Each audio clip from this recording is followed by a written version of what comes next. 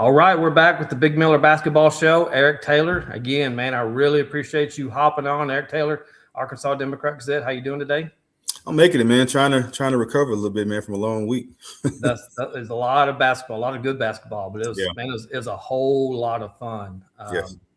Did you get on the ground anywhere, or were you in your room with like 18 video screens going at the same time? No, man, I was over at 6A all weekend, Brian. But the funny part about it is, I'm there with the games, but I got 3 or 4 other YouTube screens up watching tournaments from. I think I was watching 2A, 3A, 4A, 5A, when I could.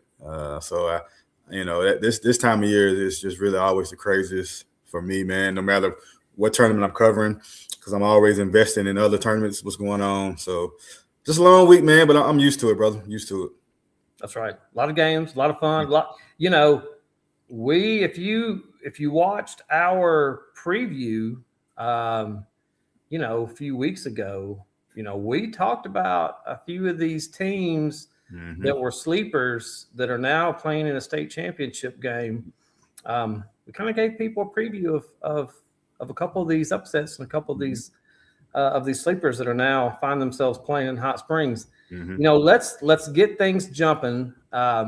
We got a rematch in 1A from last year's 1A state championship game. We have Earl and we have Westside Griffberry. Last year, Westside won where we got 63-49. 14 point, yeah. And we got a straight up rematch of that game. They also played this year. Earl won that game by 4. So I fully expect another super close game. These two teams really know each other. Both of them lost a few pieces, but had a lot coming back. And then Earl had a couple of move-in transfers. What does Westside have to do to get that back to back? And what does Earl have to do to hold off Westside so Earl, so Coach Jefferson can be the last man standing? When they played in the regional final last week, I think there's probably a lot of people that kind of think that, or at least thought that Earl was going to probably run away with their game based on what they brought in during the offseason. But Westside is still Westside. They brought quite a big bat, like you mentioned, from last year's team. And that game was a dogfight. It was a 4-point game or whatever it was. So I fully expect the same thing to happen as far as being a tight game. I think Earl, they've got a chip on their shoulder. They've had a chip on their shoulder all year long, based on how their game finished last year. I think that state final game, may have been one of their worst games of the year as far as shooting the ball. I would agree with that. Yeah, I mean, they had a hard time getting things to fall. And then they would have stretches where they would get shots fall, but then they would have, other lows. So I think, for them in particular, just to come out and just off the bat play well, get shots. Once they see shots falling, it helps everyone else out. So, but I think they can't fall into a hole early. Westside, regardless of how the game ended last week, I think they're still confident.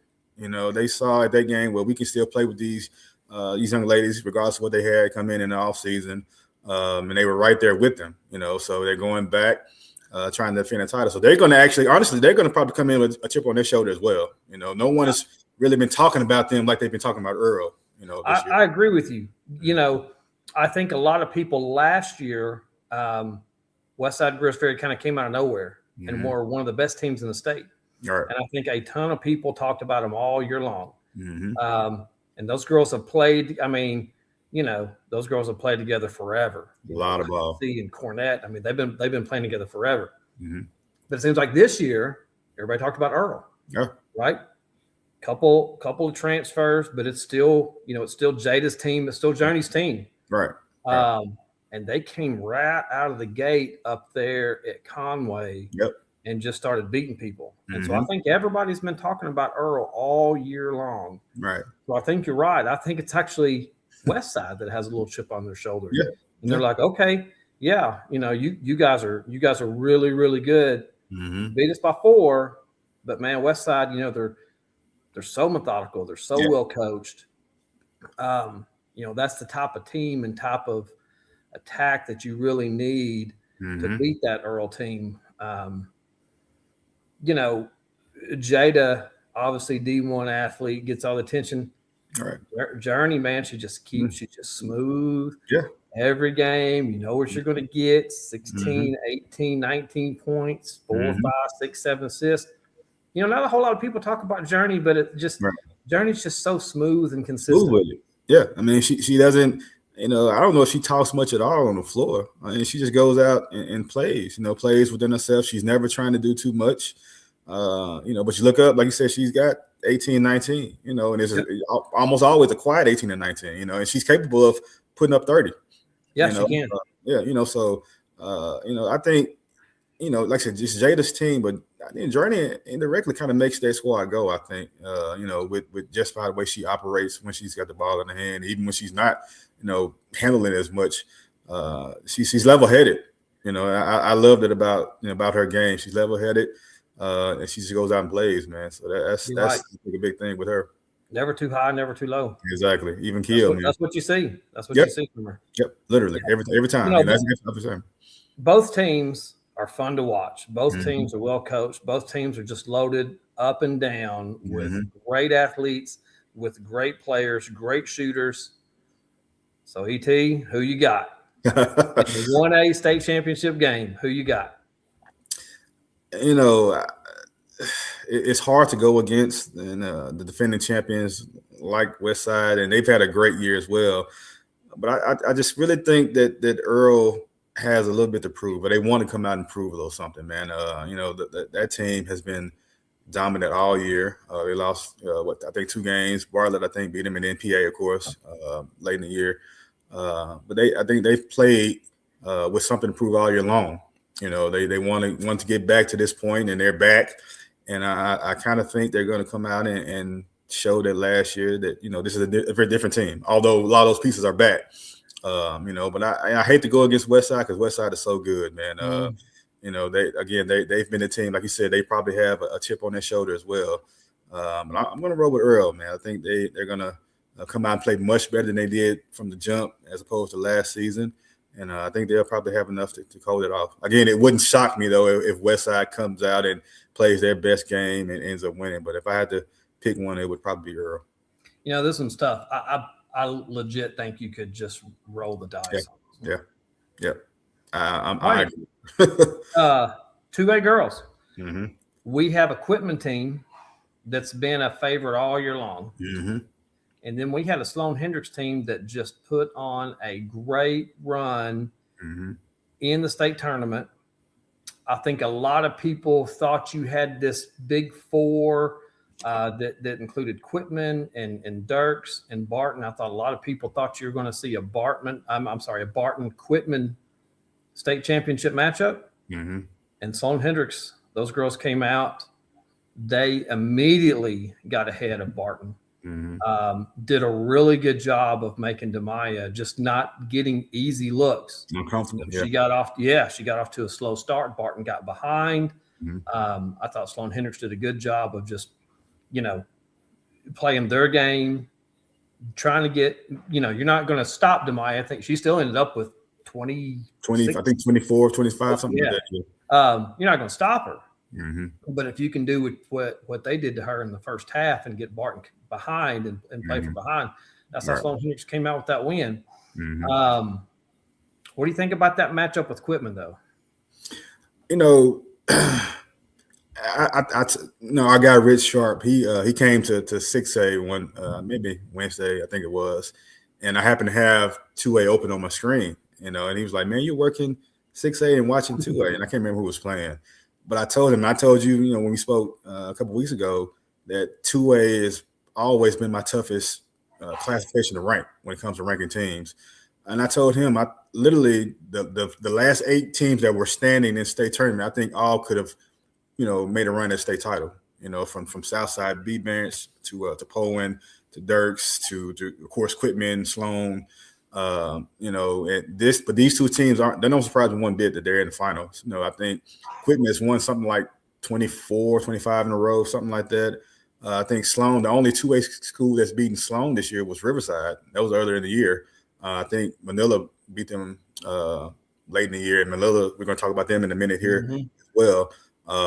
But, these two teams being here don't shock me one bit. They've been two of the best in 2A all year long. And Sloan, the Barton game, it got close late, but they've been on a tear. But Quitman, they played a game. They beat Barton in the regional final last week as well. And I said, Quitman's been consistent all year, man. And Coach Hooten does a tremendous job. He's been there for a long time.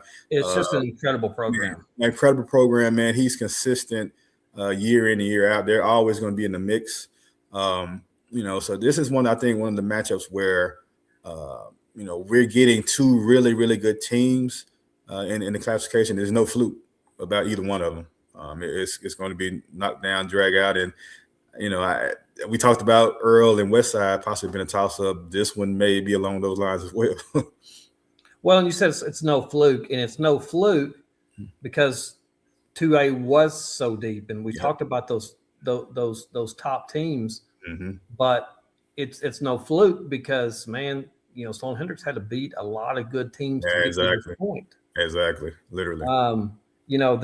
They're led by a couple of girls that they can get up and down, and these girls can not only score but really, really rebound the basketball and keep people off the offensive boards. Right.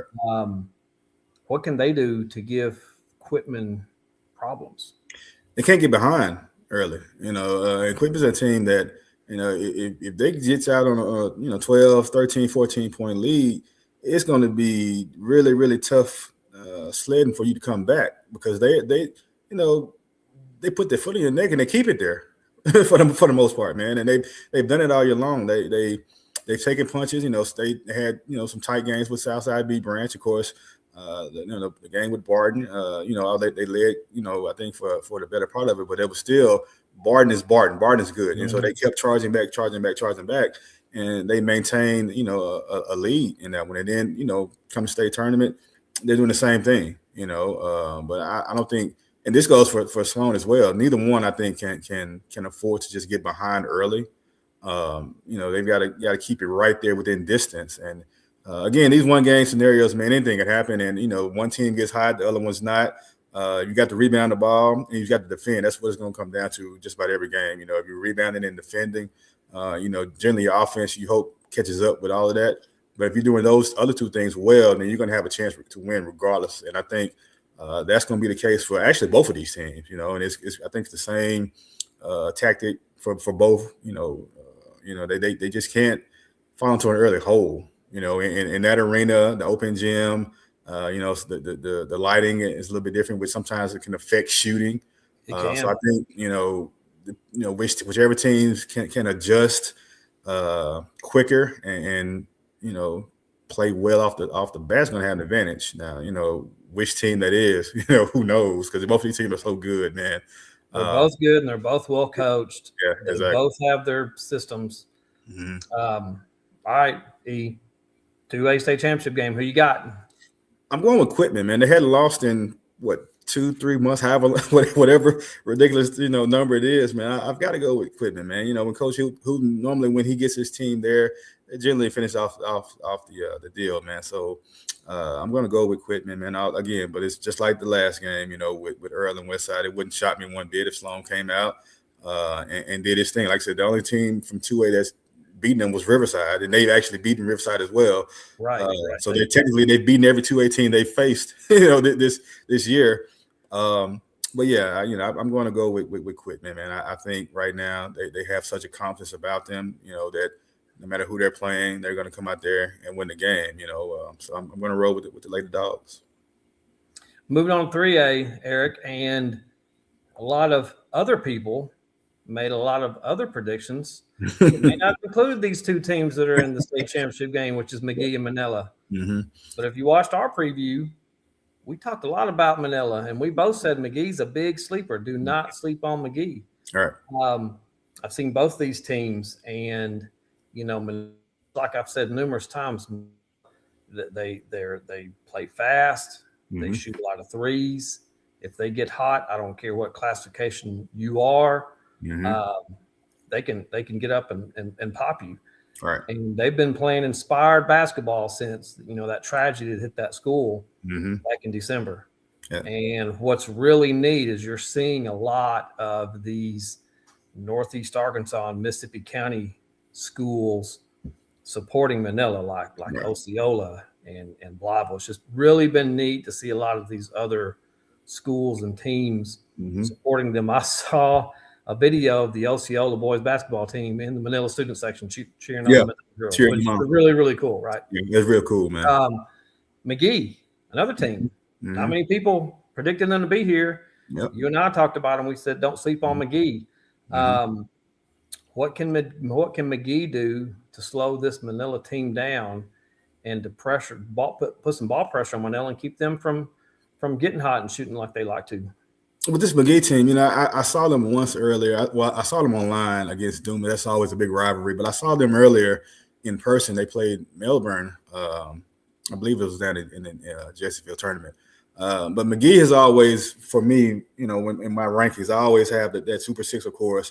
But they've always been in that second wave of teams to me. Them, Dumas, because 3A again, just like 2A, is deep. But McGee has quietly put together a really good, kind of like Manila, a really good season.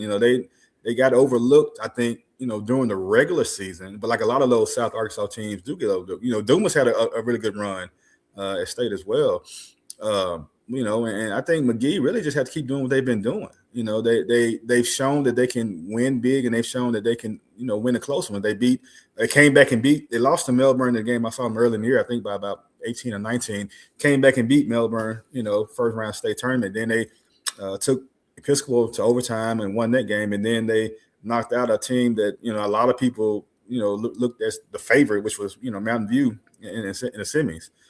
So they're not going to be intimidated by anyone. They're playing with a lot of confidence right now, man. And, honestly, I think they literally have to continue to do what they're doing.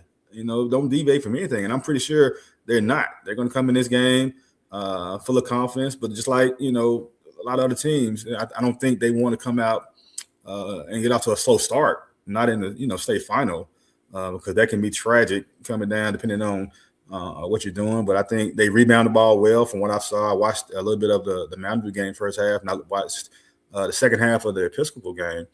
They rebound the ball well, and they're going to pressure the ball well, man. So I think they can continue to do what they're doing. They're going to have a shot to win it, just like Manila will. They have a guard that I saw the name pop up a lot over the past several weeks. And I hope I'm pronouncing it right. Jalea Boyd, of course, the last name, great last name. But, she's the straw that stirs that drink. Right. And it seems like when she gets going early and she can put up a lot of points, and you just see it over and over again. You would see, one night 19 points, one night 26 points, one night 22, whatever. But it seems like when she's going strong, she leads that team. Right. And if she can control the offense, if she can, cut down turnovers, and then they put that pressure on Manila, I think McGee can impose their will. On the flip side, Manila has this. Well, all those girls can play, but this trio of Farmer and Hadley Gibson and Chloe Helms, and those girls. A lot of teams may have one or two people that can shoot, and some people like to come out and box and one and triangle. You can't really do that to Manila because they'll just kick around, and Farmer may hit 3 or 4 threes. Right. Okay, well, you leave Hadley Gibson. Okay, well, she just committed to Hingers. Guess what? She'll hit 4 or 5 threes. Exactly. Does McGee have enough to go around the horn and clog up those shooting spots on the floor for Manila? I think they do. If anytime you can hold Mountain View with the firepower they have to 40 points, that is a high. Then you've got a shot to hold just about anybody down. Mountain View has a 3 or 4 headed monster attack, and McGee defended well. Now Mountain View, a lot of the shots wouldn't fall, but at the same time McGee had a lot to do with that. So I think McGee has enough to do the same to Manila. but they still had to come out and show it, and that they can do that, and on a big stage like this. Again, that arena down there is so open. It's a little bit the depth perception is a little bit different than what you would see or what they've seen beforehand. But yeah, I think they do have enough to do it, but then actually doing it is two different things. So I think makes this one really, really intriguing because you have two teams that didn't get a lot of notoriety, statewide, so to speak. Me and you, of course, know a lot about them and a few others. But I think this one is a classic case of two teams that are playing some of their best ball at the right time. Manila, again, and just like McGee, they've been consistent all year long. They've been winning games and doing their thing as well. So this is one of the more intriguing ones to me because it's two teams that a lot of people probably wouldn't have figured would be at this point, at this late in the year. Yeah. Right. Well, all righty. 3A state championship game, girls. Who you got? I'm from South Arkansas, Pine Bluff, of course, but I'm going to go with Manila. Just because, like you mentioned, Farmer and Goodson. I watched Farmer. I think one game put up 42. I can't remember who it was, but I was watching a little bit online, watching it. And I'm like, okay, I'm watching the game. I go away from it for about a half hour and then come back and she's got 40, whatever it was. And I'm like, wow. But no, I'm going to go with Manila, man. That attack and the fact that they come out and they don't do anything different. I don't know, and I'm sure they game plan and things of that nature, man, but they come out the same way. They play their game. They're not worried about what the other team's doing. As long as they're doing what they've been coached to do, they have a shot. So I'm going to go with Manila in this one. All right. Moving on to 4A girls. Mm-hmm. We have another matchup in the state championship game, Pea Ridge versus Pulaski Academy. Mm-hmm. These teams already played in the regular season, similar to Earl and Westside. Yeah.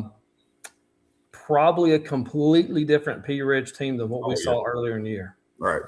I think PA really jumped out early and really put it on that Pea Ridge team. But that Pea Ridge team is playing completely different now than what they were then. Yeah. If they weren't playing completely different now, they wouldn't be in the state championship game. Right. And they have beat some really good teams. Mm-hmm. I mean, they beat Nashville and they beat Robinson. They beat Heber and Robinson, and not a whole lot of people were predicting that. Right. Pulaski Academy comes off beating Southside, in which was a game to me that was just crazy impressive to watch a defensive effort on Macy Witts from Southside, who was just putting up points on everybody. It didn't matter. Didn't matter. Was dropping 30 on everybody. Yeah. And Pulaski Academy's point guard, Jameer Streets, held her to 3 points until late in the game. Yeah. Randy Stewart went down with an apparent knee injury. I've been told it was a mild hyperextension, so no big deal there. But how do you see this game playing out, and how do you see it different than how it played out back in November? I think that first one was it the season opener? It was season opener. That's what I thought. I don't think it's going to be that big of a spread. not like that with that first game, man. I agree with you. Yeah, and like I said, Pea Ridge, again, and the funny part about I text Heath, that's my guy, Pea Ridge coach, man. I text him not long after that game yesterday and congratulating on him, man, because he's another one of these coaches that doesn't get not nearly enough credit for what he's done since he's been at that school. And for him to get those ladies to play the way they're playing right now, this late in the season, no fear. He's always been a coach that instills no fear in his teams. He goes out and schedules tough non-conference opponents. And then he always has Lady Black Hawk Invitation. They always have good testing at that tournament. That's a great point. Both of these teams had very tough schedules. Both of them. Both of them scheduled a lot of tough teams. Exactly, man. And like I said, they're playing again. This run that they're on, it's been impressive, man. I can just about guarantee you, no one probably saw Pea Ridge getting to this point. But that's a testament to him and getting his ladies to play the way they've been playing, man. And I guarantee you, again, it's probably sound like a broken record, but they're probably not going to deviate much from what they've been doing. Mackenzie Stites and Brooklyn Wynn, those ladies are going to come out and just continue to play ball like they've been playing this past, month or so at a high level. And I expect them to do it again against a team that they've seen earlier. And I'm pretty sure they want to come out and prove that their first game, wasn't really them. And honestly, I guarantee you they're not going to look anything like that first game. Mm-hmm. I don't know if the final results are going to be different or not, but they're going to be. PA's going to see a much different P Ridge team this time around. I guarantee you that. So, what does P Ridge have to do to slow down that trio of Jameer Streets and Randy Stewart and Greenlee Elmore? Because not too many people see speed and athleticism like that. First of all, they can't let all three get going. And honestly. You've seen this all year long, and I've seen it as well. When Randy Stewart is on, she's really on. She can get hot from 25 feet away from the basket, and then she puts it on the floor and get to the rim.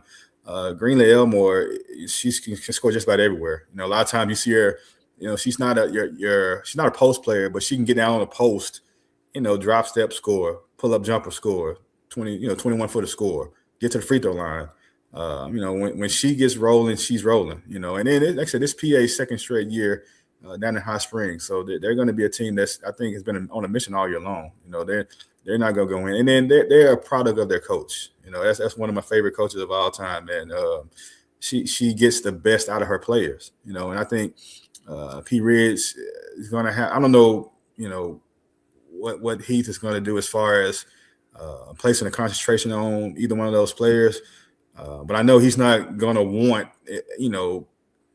two of the three to go off. You know what I'm saying? And it's tough. That's a tough choice because not many teams have slowed down, all three, let alone two, all year with PA. I do think, Randy, I saw her on crutches. I saw a picture of her on crutches after the game. And I didn't know if it was serious, but you mentioned like it was maybe a hyperextension. Mm-hmm. If that was the case, I'm pretty sure she's going to be there playing, in state final. But I think PB, can't afford to let, Randy or Greenlee just go off early. And again, this may sound like another broken record, but if they get in the hole early, then it could go bad. But I do think that they can't afford to let either one of those two in particular just get crazy, offensively for sure. A couple of things you mentioned. The first, you talked about Greenlee, and she's not a post player, but mm-hmm. she loves to score from that position. Mm-hmm. She has a real old school type game. Sure, yeah. Not too many people love to use the backboard, and she's mm-hmm. like Tim Duncan. I mean, yeah. She'll drop step, shoot a 10-footer off the backboard. She's got a really old school game. It's not like we're going to shoot 15 threes a game or whatever. She'll hit, a couple threes a game or whatever. But she's got a mid-range game. She loves to use the backboard. It's a real old school game. Yep, and that's you mentioned just hit on the nail on the head, man. Mid-range game, I love it. She may have a open 20-footer, but she'll take true dribbles in and get the 17, 18 footer. Mm-hmm. I love that about her. Most of her shots she takes are high percentage shots. Rarely do you see her take a extremely difficult shot. She tries to make the game as easy as possible, and she does that more often than not. That's what I love about her. You look up, and she plays hard. She gets a lot of stuff in transition off steals, but that's just her being in passing lanes. Reading the floor. Being a pest when she can defensively, man. But in a half-court setting, man, she's her high IQ is so high, and again, for her size, she gets down on the block anyway, 8 feet from the rim, that turnaround jumper, pull-up jumper. Yep. Step through, turn around. Oh, my God. I love watching. Exactly, man. And she's fun to watch, man. And like I said, I'm looking for her, just this PA team in general, to have a really big game, man. Getting back again, second straight year. I'm looking for them to have a big game.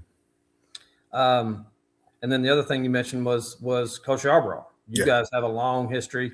Mm-hmm. But watching these past couple of games, they played in the semis, in the quarters, a Forest City team that they played during the year. Yeah. Which was a hard-fought game, and PA won that by 2. Yeah. And then they completely changed everything against Forest City this time and win by 30. Yeah. And then take one of the game's best scorers at Southside completely out of the game. Mm-hmm. Watching Becky Yarbrough coach, man, it's like every night it's putting on a clinic. I mess with her sometimes about it because the coach Yarbrough that people see now is more mellow than the one I met. 20, those players may not agree with you. Oh man, that's funny, man. The one I met 25 years ago was so intense. She was, I've seen her, I've seen her come out of a jacket. She was so intense, and getting on her players. But it's all love for what she does. But she's older. She got more mellow, but she still has that fire. Don't let it twist it. She still gets on these ladies and wants the best for them and tries to get as much as she can out of them, man. But she's one of these coaches that I think don't get near. She's been around for years. She's won so many games, championships, things of that nature. I don't think she gets appreciated enough because she every year she's coaching where it's Star City or PA, she's consistently in the mix. Conference titles. I did a story on her years ago. I can't remember how many regional and conference titles she had, but this is literally every year. When she was at Star City, every year they were in the mix, whether it's the semis or finals or whatever the case is. She has her teams there. It's no different at PA. She comes in. Last year, takes them to the title game. Second year, she's back in the title game. And again, and I remember we talked to you last year about the difference she's made with this team. And it's no disrespect to Coach Treadway back in the day with PA, but she made an imprint on this team quickly when she got to the team, and the girls gravitated to her. And I think it's the same with this year. She has them back where they were a year ago. She lost a few pieces from last season, but she adjusts if need be, and she's got them back rolling again this year, man. All right, 4A state championship game. Who you got, E? I'm going with PA, man. I just think those ladies again are on a mission, man. The way they played, one of the scores, like I said, state tournament, we didn't have a lot of surprising scores for me, but that PA Forest City score really shocked me just by the point spread. Forest City's been good all year long, and Veronica's done a really good job with that group. But for PA to beat that team, by 30, that literally the outcome didn't shock me. The point spread did. Mm-hmm. And then the job Jamira did on Macy and another Southside team that's really good, been really good all year as well. That's impressive stuff, man. And again, P. Ridge, I think, is going to come in and play well. And he's going to have them ready to play. I just think PA right now is playing at a level that I don't know if they played that level against the competition they played right now that they played all year long. Like I said, just off those two games, man. I mean, that's impressive stuff, man. I don't think they're going to slow down in this final. Well, I will tell you that, and this is at least according to everything that I plugged into Chat GPT. So if I'm wrong, I'll blame it on that. Boys or girls, any classification through the regional and state tournaments, Pulaski Academy had the largest margin of victory, which was 36 points a game. Wow. Boys or girls, any classification, any team. That's the epitome of turning it on on both ends of the floor. But man, that again, that's a testament to Coach Yarbrough getting the best out of her players. It's winning time, when to go home. And they're not interested in going home just yet. And when they do, they want to bring the hard way back to Little Rock. So I'm rolling with PA in this one, man. All right, moving on to 5A girls. Mm-hmm. We have a conference matchup. Mm-hmm. We have Farmington and Mountain Home. They played twice. Mm-hmm. Farmington won both of those games in the 22-point range, somewhere along in there. Mm-hmm. Everybody knows about Easton McCullough. Mm-hmm. She's got great players around her. It's not just the Easton show. Mm-hmm. So what can this Mountain Home team that has great players like Jayla Yonkers and Livy Fosness, Mm-hmm. man, what can they do to slow Farmington down and take those 2 20-point losses and make it a ball game all the way till the final minute? You know, Coach Leonard has probably done just about, what he, I don't want to say he's done is what he can, but, it's so tough because, yes, Easton does have really good players around her, Reese Thornton and Sadie Morrison, but it starts with Easton, man. I mean, it's if you can somehow, and no one's done it the last 2 years she's been on varsity, slow her down, you have a shot. But good luck. Yeah, exactly. I've seen this young lady be triple teamed, and a lot of people see the numbers she puts up, the big scoring numbers, but she's a willing distributor. Her vision on the floor. That's it. She's got vision. Her vision, man. I honestly, that's not something you can practice, Eric. You can't go to the shooting machine and shoot for vision. Exactly, man. She can score at will. She can shoot it with the best of them. Probably, by the time she's done, she's gonna be one of the best 3-point shooters in the state. She may have every record by the time she leaves school. But one of the things that goes unnoticed with her is her vision on the floor. She can see things that you wouldn't think a sophomore will be able to see out there on the floor. But Mountain Home's going to have to find a way to slow her down. And that includes her not being able to find her teammates. She just may have 12 points and 18 assists. And she's going to be perfectly fine with that if they're winning the game. But that's literally the key, because you can't go in and say we're going to let Easton do her thing and shut everybody else down. Well, that's so hard to do because she may have 45, but she's probably going to have 12 assists. It's so hard, And again, we're talking about a sophomore that doesn't play like a sophomore. She was a freshman last year and didn't play. It may have taken her 2 games to play like a freshman. Outside of that, you would never know she was a freshman. It's so tough, man. And Mountain Home is a really, really good team. We talked about this a few weeks ago that they were the team I thought would get a chance to come back, to play Farmington again in the final. And that was, a Farmington I thought got by Greene County Tech that I figured they would get back to the final. And I figured that, Mountain Home would have a good shot of playing them. Like you mentioned, Libby Fosness and Jada Yonkers, Mitchell, all those young ladies. Mountain Home's a good team. They really are. And, I don't want the coaching job at Mountain Home to get buried. All right.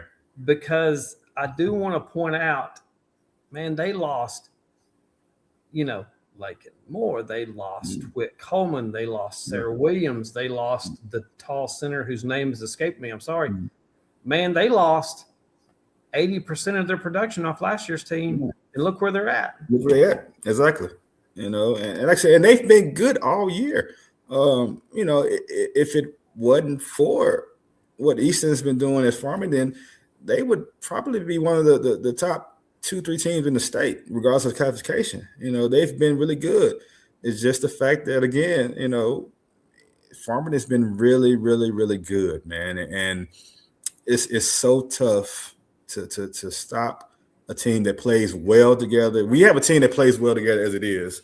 That really don't care who scores the ball. But then when you have a player like Easton who can score the ball, no matter who they're playing, that just makes it just that much tougher to defend. With that said, it's not an impossible task, especially when you're talking about a state title at stake. It's just going to be, I think, and Mountain Home played them really well this past time they played them. I think they played them a little closer than they did the first time. Okay. But again, they got to find a way to slow down Easton, man. I think that's it starts there, and then they have to play well, also. A lot of times Farmington play teams, they're already up 25 after one quarter. it snowballs. So they can keep it close, hang around. They've got a shot. Well, 5A girls state championship team. Who you got? Gotta go with Farmington, man. They hadn't lost to Arkansas team in. Don't say it's been. I don't know. 3 years, 4 years. I think that Nashville game, whenever that was. Yeah, when Sidney Townsend hit that 3 at the buzzer, I think that's the last team from Arkansas to beat them, man. I got going with Farmington, man. I mean, they've done it all year. There's no reason to deviate now. 6A girls, we got a really interesting matchup. Not your norm, right? Mm-hmm. We're used to seeing North Little Rock. Mm-hmm. We're used to seeing Conway and Cabot. We're used to seeing those teams. Mm-hmm. We're not used to seeing Springdale Harbor. Mm-hmm. We got a really interesting matchup. Yeah. With North Little Rock and Harbor. Mm-hmm. And we talked about Harbor a little bit with those twins and with Sanaya, who just she can take over a game by herself. Mm-hmm. How does Coach Fimple on North Little Rock slow down those Campbell twins and Sanaya Coachman? They played each other during the holidays out in Texas. North Little Rock actually won that game, I think, by 14. So whatever they did in that game, they're probably going to try to duplicate. But both of those teams are much different, I think, since that game. Both of them have gotten better. I think that may be the last time Harbor even lost a game. I had to go back and look. But I watched both these teams win the state tournament. And the thing about Harbor, their entire starting five will be back next year. So, this won't be a 1-year thing with them. The Campbell twins, I talked to Coach Jenkins about this after the semifinal game. They're just as good offensively as they are defensively, and vice versa. I think those young ladies would much rather almost come up with steals as opposed to they're getting buckets a lot of time because they defend so well. And Sanaya, the quarterfinal game against Conway, she was in foul trouble most of the game. I think she had maybe 9 points in that game, but she didn't play. She may have played 14, 15 minutes. But with her out of the lineup so much, that Campbell twins, Madison came in and was knocking down shots. McKinley's being a pest defensively, knocking down shots. Davenport was hitting threes, man. Their starting five is so good, and they play well together. North Little Rock, the thing that I think stands out about them, they don't have that quote unquote household name. You're right. I think memory serves me correctly. I think they've had like 8 different players lead them in scoring or something like that. They don't have that one, player that everyone knows and just assumes thing. They get it done collectively, and they're fun to watch because their backcourt is good, but the thing that stands out, their size on the front court. They're tall, tall and long, man, and if they can bring some size off the bench. They've got a 9th grader, McCall, that's going to be a monster before she's done in high school. Which is why this is going to be a matchup of styles. Both of them can get up and down the floor for sure.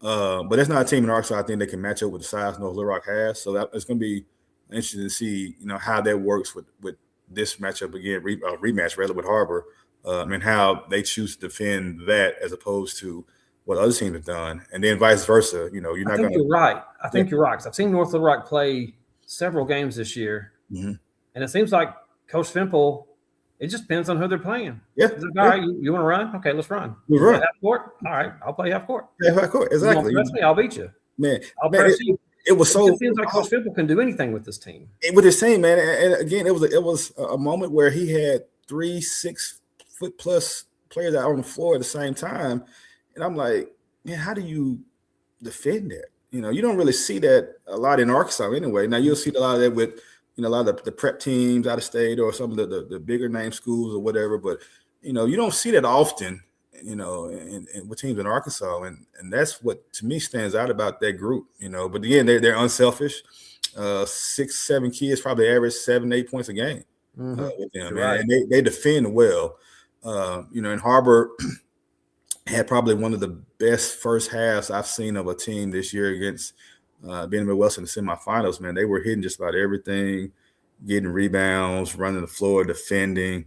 I think Coachman had about 18 in the first half. I mean, you're right. Yeah, they couldn't have executed a game plan any better. It was, because that Bentonville West team is good, really good, man. Yeah, they did whatever they wanted to do. Literally, man. It was literally a sight, and I'm like, wow, So this is gonna be a tough one, man, to even pinpoint a winner. Talk about toss up. This is definitely one. I don't think the 14-point spread that North Little Rock got in the first game will be like that this time.